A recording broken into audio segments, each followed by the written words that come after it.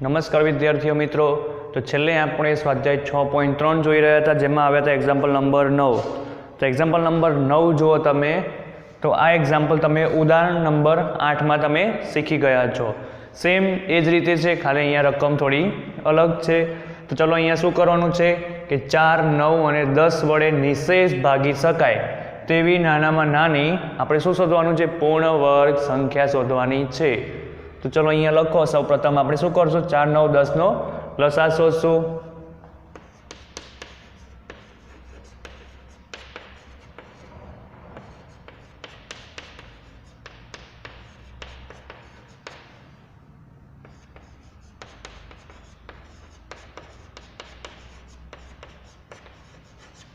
તેવી સંખ્યા તેમનો લસા છે.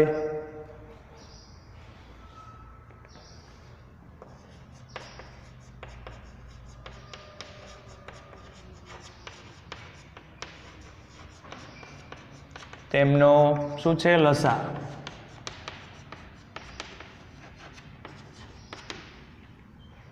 શું કીધું મેં? કે 4, 9 અને 10 વડે નિશેષ ભાગી શકાય તેવી નાનામાં નાની સંખ્યા એ તેમનો લસા છે. મેં કેમ અહીંયા પૂર્ણ વર્ગ સંખ્યા લીધી? તો મને ખબર નથી કે લસા જે મળે એ પૂર્ણ વર્ગ હશે કે નહીં. તો ચલો આપણે લસા શોધીશું, તે આપણને પૂર્ણ વર્ગ મળે છે કે નહીં એ જોઈએ. જો પૂર્ણ વર્ગ ન મળે તો આપણે શું કરશું? જોડ બનાવીશું. બરાબર? તો ચલો અહીંયા લસા શોધીએ. 4, 9 અને 10 નો લસા શોધતા.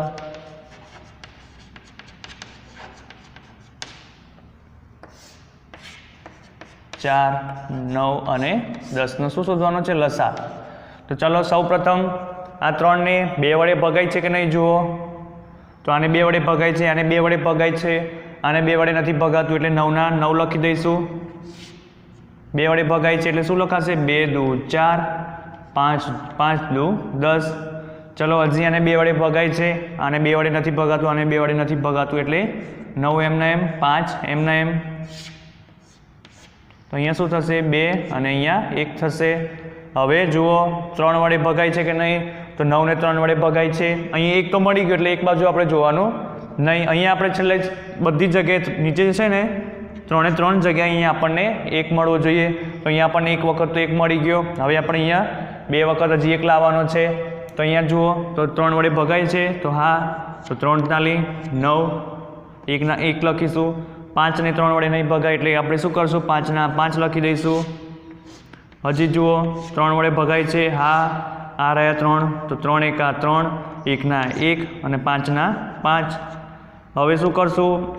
1 ના 1 એમને એમ લખી દઈએ અને 1 ના 1 એમને એમ હજી. હવે શું કરશું? 5 માટે જોઈએ. તો હવે 5 માટે તો ખબર છે, હવે 3 વડે તો ન ભગાય એટલે 5 વડે ભગાય. 5 એકા 5. તો અહીંયા તમને અવિભાજ્ય અવયવ મળી ગયા. કોના? તો જુઓ 2 દુ 4, તાલી 12, તાલી 36 ગુણ્યા 5 કરો 180. તો અહીંયા આપણને શું મળ્યું? 180 ના અવિભાજ્ય અવયવો મળ્યા.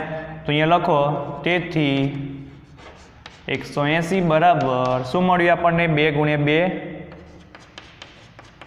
3 ગુણ્યા 3 ગુણ્યા 5. બરાબર?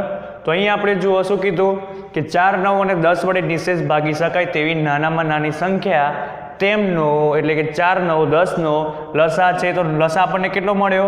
180. હવે આપણે શોધવાનું શું કીધું હતું ખરેખર? કે પૂર્ણ વર્ગ સંખ્યા શોધવાની કીધી હતી. પણ આ સંખ્યા પૂર્ણ વર્ગ છે કે નહીં એ જુઓ તમે. તો તમે જોશો તો અહીંયા તમે જુઓ આ એક જોડ બને છે અને આ એક જોડ બને છે, પણ 5ની જોડ બનતી નથી. તો અહીંયા લખવાનું કે અહીં 5 એ જોડમાં નથી, તેથી 180 એ પૂર્ણ વર્ગ સંખ્યા નથી. બરાબર? એકદમ ઇઝી છે. તો પૂર્ણ વર્ગ સંખ્યા બનાવવા માટે આપણે શું કરશું? તો 5 ને આપણે શું કરશું? જોડ બનાવી છે તો શું કરશું આપણે? તો 5 ને આપણે 5 વડે ગુણીશું બંને બાજુ. તો અહીંયા તમે જુઓ તો 180 ગુણ્યા 5 બરાબર આ બાજુ પણ 5 વડે ગુણશું આપણે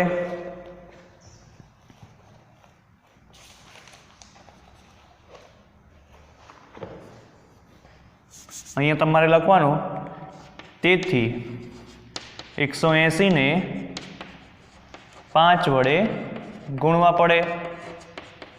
તો ચાલો 180 ને 5 વડે ગુણીએ તો 180 ગુણ્યા શું થશે 5 બરાબર 5 વડે ગુણ્યા તો અહીંયા પણ 5 વડે ગુણશું આપણે કારણ કે 180 ના જ અવિભાજ્ય અવયવો છે. તો હવે તમે જુઓ તો તમને જોડ મળી જશે. અહીંયા જો 2 જોડ મળી ગઈ ને. હવે જો 180 ગુણ્યા 5 કરો એટલે કેટલા મળે તમને 180 ગુણ્યા 5 5 8 40 5 એકા 5 ને 4 9 તો કેટલા મળ્યા 900. તો અહીંયા લખો 900. તો 900 બરાબર શું થશે જે અવિભાજ્ય અવયવ હતા એ તે લખી દઈએ 2 ગુણ્યા 2 3 ગુણ્યા 3 અને 5 ગુણ્યા 5. તો અહીંયા તમે જુઓ 900 ના દરેક અવિભાજ્ય અવયવ કેવા છે જોડમાં છે. અહીં 900 ના અવિભાજ્ય અવયવો જોડમાં છે. તેથી 900 એ કેવી સંખ્યા છે પૂર્ણ વર્ગ સંખ્યા છે. એકદમ સિમ્પલ. તો અહીંયા મેં શું કર્યું તો 4 9 10 વડે નિશેષ ભાગી શકાય તેવી નાનામાં નાની આપણે પૂર્ણ વર્ગ સંખ્યા શોધવાની હતી. તો મેં શું કર્યું તો નાનામાં નાની સંખ્યા ક્યારે મળે તો આપણે 3 સંખ્યાનો આપણે લઘુત્તમ સામાન્ય અવયવ એટલે કે લસા શોધીએ ત્યારે. તો મેં અહીંયા શું કર્યું લસા શોધ્યો 4 9 10 નો. તો મને શું મળ્યો લસા 180. 180 બરાબર મેં અવિભાજ્ય અવયવ લખ્યા. અવિભાજ્ય અવયવો એટલે કે જેને ભાગી શકાય નહીં તે એટલે કે 2 3 5 7 11 13 એ બધા કેવા છે અવિભાજ્ય અવયવ. તો અહીંયા મને 2 3 અને 5 મળ્યા. તો અહીંયા મેં લખ્યો 2 2 વાર મળ્યા 3 2 વાર મળ્યા અને 5 1 વાર મળ્યા. તો અહીંયા આપણને 5 એ જોડમાં નથી. અહીં 5 એ જોડમાં નથી. પૂર્ણ વર્ગ સંખ્યા માટે અવિભાજ્ય અવયવ જોડમાં હોવા જોઈએ પણ અહીંયા જોડમાં નથી. તેથી 180 એ પૂર્ણ વર્ગ સંખ્યા નથી. એટલા માટે આપણે શું કરશું તેથી પૂર્ણ વર્ગ સંખ્યા બનાવવા માટે આપણે 5 વડે ગુણીશું બંને બાજુ.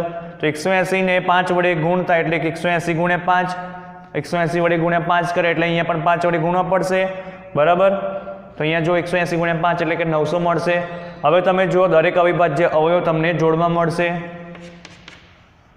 બરાબર. આ જેમ હું અહીંયા લીટા કરું છું એમ તમારે પરીક્ષામાં એવા લીટા કરવાના નહીં બરાબર. અહીંયા હું તમને ખાલી સમજાવવા માટે અહીંયા લીટા દોરું છું. ઓકે. તો અહીંયા જો 900 એ 900માં તમે જુઓ દરેક અવિભાજ્ય અવયવ કેવા છે જોડમાં છે. તેથી 900 એ પૂર્ણ વર્ગ સંખ્યા છે. ચલો એક એક્ઝામ્પલ છે બીજો 10મો સેમ આના જેવો જ છે એ આપણે અત્યારે લઈએ એટલે તમને વધારે ખબર પડશે. તો 10મો એક્ઝામ્પલ શેના માટે છે કે 8 15 અને 20 માટે છે.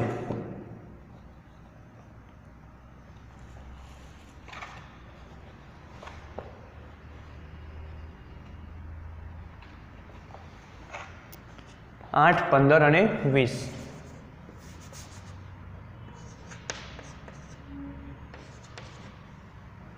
બરાબર. તો ચલો 8 15 અને 20 માટે જોઈએ. હવે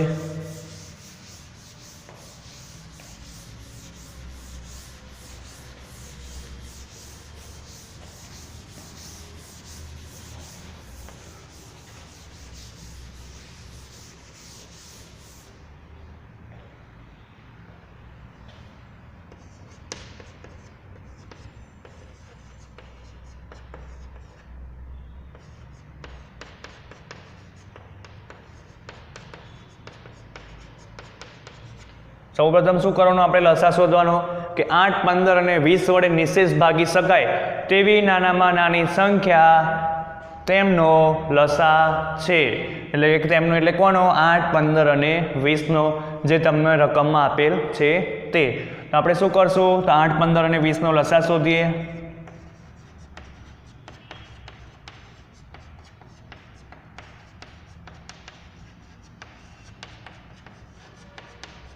તો ચલો 8 15 અને 20 નો લસા શોધીએ.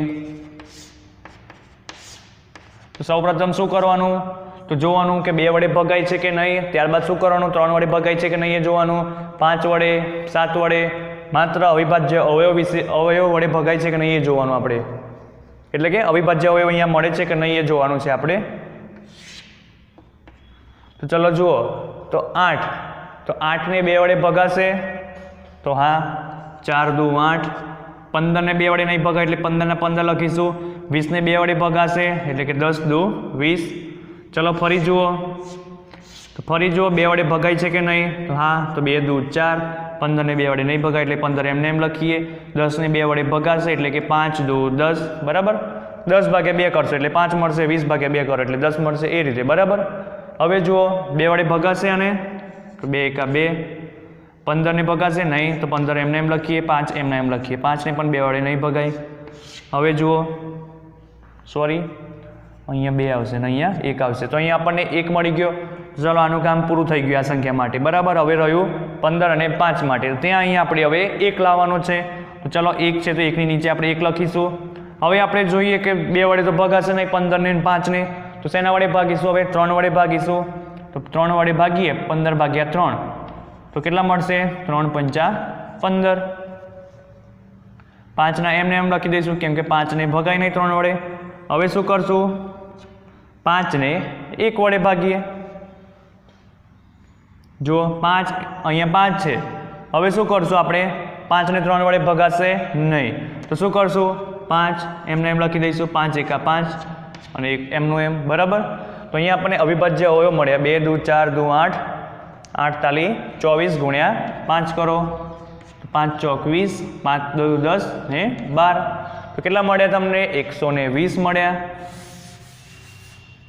તો અહીંયા શું થશે અવિભાજ્ય અવયવ 120 ના, તો 2 કેટલી વાર છે, 3 વખત છે, 1 2 અને 3, અને 3 કેટલી વાર છે, 1 વખત, અને 5 કેટલી વાર છે, 1 વખત છે,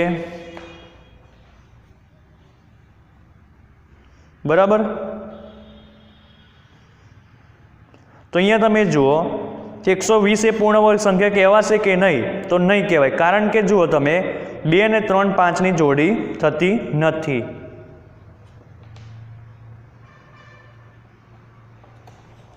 તો હવે શું કરશું આપણે જોડી બનાવવા માટે, જેની જોડી બનતી ના હોય એ જોડી વડે આપણે શું કરવાનું, બંને બાજુ આપણે ગુણવાના. તો અહીંયા આપણને 120 મળે છે, બરાબર. તો અહીંયા તમે જુઓ 2 તમને અહીંયા જોડીમાં મળે છે, પણ આ જોડીમાં નથી મળતા, આ પણ જોડીમાં નથી મળતા, અને આ પણ જોડીમાં નથી મળતા. તો આપણે શું કરવું પડશે, તો આને આપણે જોડીમાં લાવવી પડશે, બરાબર. તો જોડી બનાવવા માટે આપણે શું કરશું, અહીંયા ચાલો લખો પહેલાં કે અહીં 2 3 અને 5 જે જોડીમાં નથી, તેથી 120 એ પૂર્ણ વર્ગ સંખ્યા નથી. પૂર્ણ વર્ગ સંખ્યા નથી. તો આપણે પૂર્ણ વર્ગ સંખ્યા બનાવવા માટે આપણે શું કરશું, હવે તો દરેકની આપણે જોડ બનાવવાની છે. તો અહીંયા આપણને જોડ શાની નથી બનતી, તો 2 3 અને 5ની. તો આપણે શું કરશું, બીજા 2 3 અને 5 વડે આપણે ગુણીશું. તો શું અહીં શું લખાશે, 120 ને 2 ગુણ્યા 3 ગુણ્યા 5 વડે ગુણતા, બરાબર. 2 ગુણ્યા 3 ગુણ્યા 5 વડે ગુણતા. તો ચલો ગુણીએ. તો ચલો 120 છે, તો અહીંયા એમને એમ લખો, 2 ગુણ્યા 3 ગુણ્યા 5 વડે ગુણવાના છે, 2 ગુણ્યા 3 ગુણ્યા 5, બરાબર. 2 અહીંયા જોડ બની ગઈ છે, લખી દઈએ, ગુણ્યા 2 અહીંયા 1 છે, તો એ મેં 1 વખત 2 લીધા છે, બરાબર ને. 2 ગુણ્યા અહીંયા જો મેં આ 3 તો એમને એમ લખી દીધા. હવે શું કરવાનું છે, 2 ગુણ્યા 3 ગુણ્યા 5 વખત કરવાના છે, તો 2 હું અહીંયા લખું છું, 1 વખત 2 અહીંયા લખી દીધા. હવે જુઓ 3 લખવું, અહીંયા 2 તો મેં લઈ લીધા છે, હવે 3 લેવાના છે, તો 3 લઈએ. હવે 5, હવે 2 અને 3 તો લઈ લીધા મેં, હવે 5 લઈશ. તો અહીંયા તમે જુઓ જોડીમાં મળી ગયા મને. તો હવે આપણે શું કરીએ, આનો ગુણાકાર કરીએ. તો આનો ગુણાકાર કેટલો થાય છે એ જોવાનો છે. તો 120 5 તાલી 15 દુ 30, તો 120 ગુણ્યા 30 કરો, કેટલા મળે છે,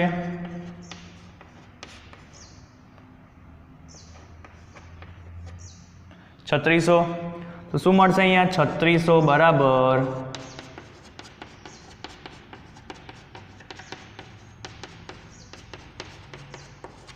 જો દરેક અવિભાજ્ય અવયવ કેવા છે, જોડમાં છે. તો અહીંયા શું લખાશે, 3600 એ 3600ના દરેક અવિભાજ્ય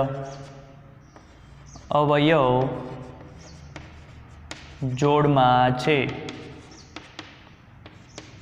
તેથી 3600 એ કેવી સંખ્યા કહેવાશે? હવે પૂર્ણ વર્ગ સંખ્યા કહેવાશે.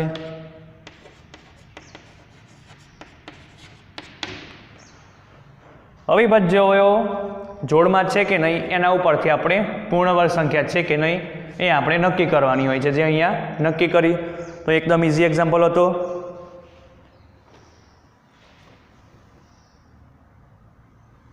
તો હવે આપણે બીજો એક ટોપિક જોવાનો છે અને પછી અહીંયા આપણું સ્વાધ્યાય 6.3 પૂરું થાય છે. હવે આપણે જોઈશું કે n અંકોવાળી પૂર્ણ વર્ગ સંખ્યાના વર્ગમૂળની સંખ્યા જો n બેકી હોય તો n/2 અંક મળે અને એકી હોય તો કયો મળે અંક? n+1/2. તો કઈ રીતે? ચલો જોઈએ આપણે એક એક્ઝામ્પલ લઈને તો તમને ખબર પડશે.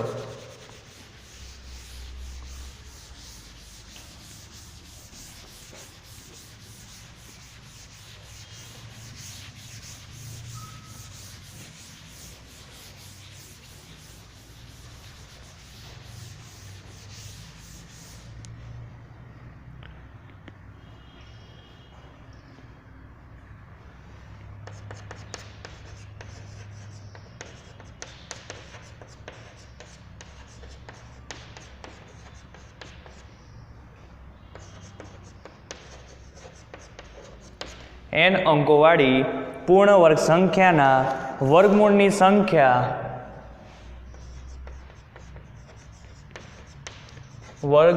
સંખ્યા જો n બેકી હોય, જો n બેકી હોય તો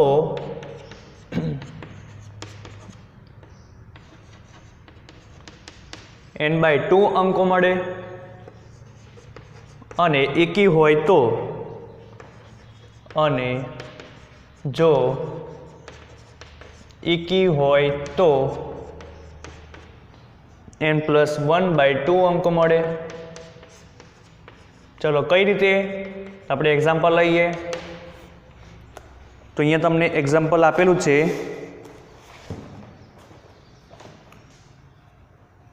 પ્રયત્ન કરોમાં તો 25,600 આપેલું છે. કેટલું આપેલું છે? 25,600. તો આપણે એ અંકોની સંખ્યા કેવી છે એ જોવાની. પહેલા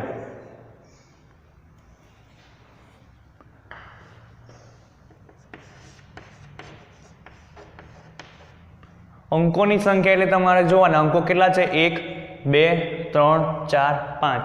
તો અહીંયા લખવાનું કે 25,600ના અંકોની સંખ્યા બરાબર કેટલી છે? 1 2 3 4 5, જે એકી છે. તો હવે શું કરશું આપણે? મેં અહીંયા શું કીધું કે n અંકોવાળી પૂર્ણ વર્ગ સંખ્યાના વર્ગમૂળની સંખ્યા જો n બેકી હોય તો n/2 અંકો મળે અને જો એકી હોય તો n+1/2 અંકો મળે. તો અહીંયા આના માટે શું થશે?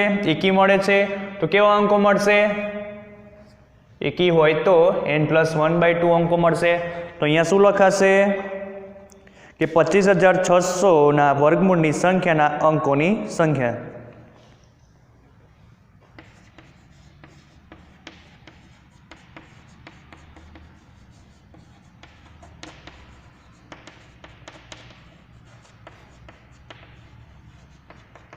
શું લખાશે? n+1/2.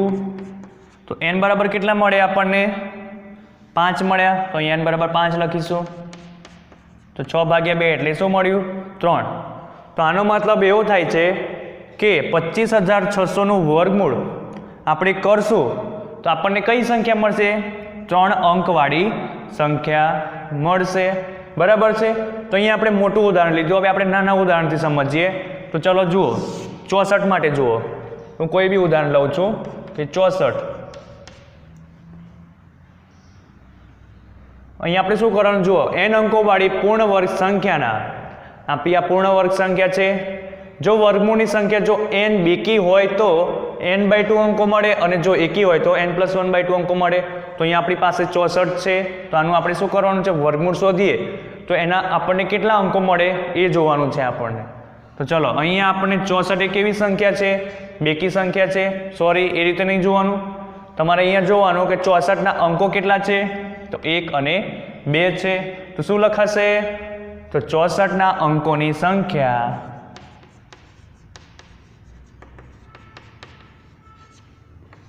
બે,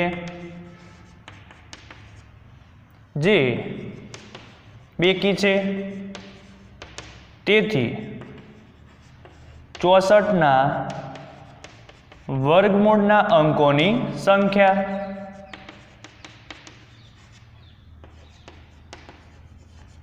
બરાબર શું થશે, n/2.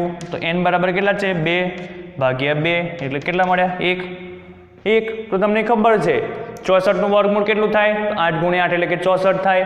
તો 64નું વર્ગમૂળ કેટલું થશે, 8. તો 8 કેટલો અંક છે, એક જ અંક છે. તો અહીંયા આપણને જો 1 મળ્યો ને. તેવી રીતે તમે 289 માટે જુઓ, 289 માટે જુઓ, તો 289માં તમે જુઓ કેટલા અંકો છે, 1 2 3. તો તમારે અહીંયા આ રીતે લખવાનું કે 289ના અંકોની સંખ્યા બરાબર કેટલી થાય છે, 3. જે એકી સંખ્યા છે, તો એકી સંખ્યા માટે શું થશે, n+1/2. તો n બરાબર આપણે 3 મૂકીશું એટલે શું મળશે, 3 + 1/2 એટલે કે 4/2 એટલે કે કેટલા મળશે આપણને, 2 મળશે. એટલે કે આપણે 289નું વર્ગમૂળ કરીશું તો 2 અંકોવાળી સંખ્યા મળશે. તમને ખબર છે 289નું વર્ગમૂળ કેટલું થાય, 17. 17માં કેટલી 2 સંખ્યા છે, 2 અંકો છે, 1 અને 2. બરાબર.